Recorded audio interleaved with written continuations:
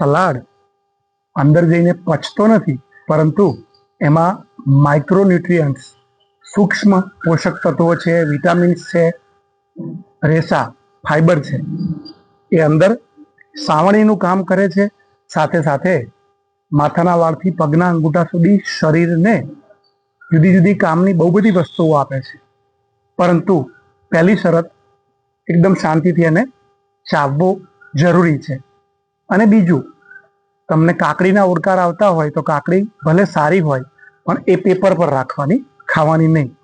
કારણ કે શરીરને ઓડકાર આવે મતલબ એ ના પાડે છે કે આ પચાવવી મારા માટે અઘરી છે. જમ્યા પછી ઓડકાર આવે ત્યારે શરીર કહે છે બસ બહુ થઈ ગયું, હવે ઊભા થઈ જાઓ. સલાડ ક્યારે લેવો જોઈએ? સામાન્ય રીતે આપણે બપોરનો જે લંચનો ટાઈમ છે ત્યારે લઈએ તો સૌથી સારું. બપોર પછી સલાડ શરીરને નુકસાન કરી શકે છે. સૂર્ય નીચે આવે એ પાચન તંત્ર સાથે જોડાયેલી વાત છે. જેમને વજન ઉતારવું છે એ લોકો લંચના એકાદ કલાક પહેલા પણ સલાડ લઈ શકે છે, અથવા લંચમાં જ સલાડ લે અને સલાડ લીધા પછી પેટમાં જગ્યા હોય એટલું ખાય.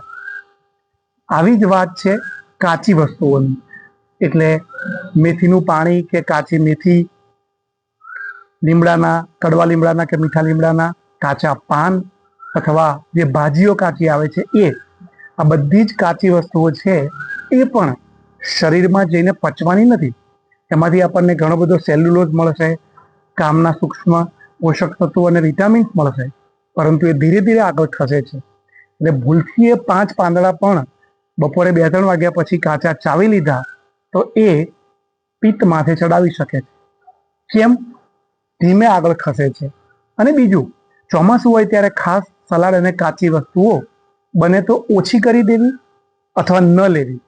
અને પિત્ત એસિડની તકલીફ ન હોય તો પણ નિરાતે લેવી, ચાવીને લેવી અને સમયસર લેવી. આટલી નાનકડી વસ્તુ પણ આરોગ્યની દુનિયામાં આપણને ફાયદો કરી શકે છે.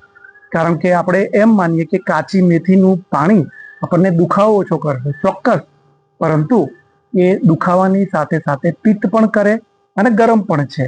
એટલે તમારી તાસીર એસિડ પિત્તની હોય તો એ તમને તકલીફ કરી શકે છે. સ્વસ્થ રહો, મસ્ત રહો.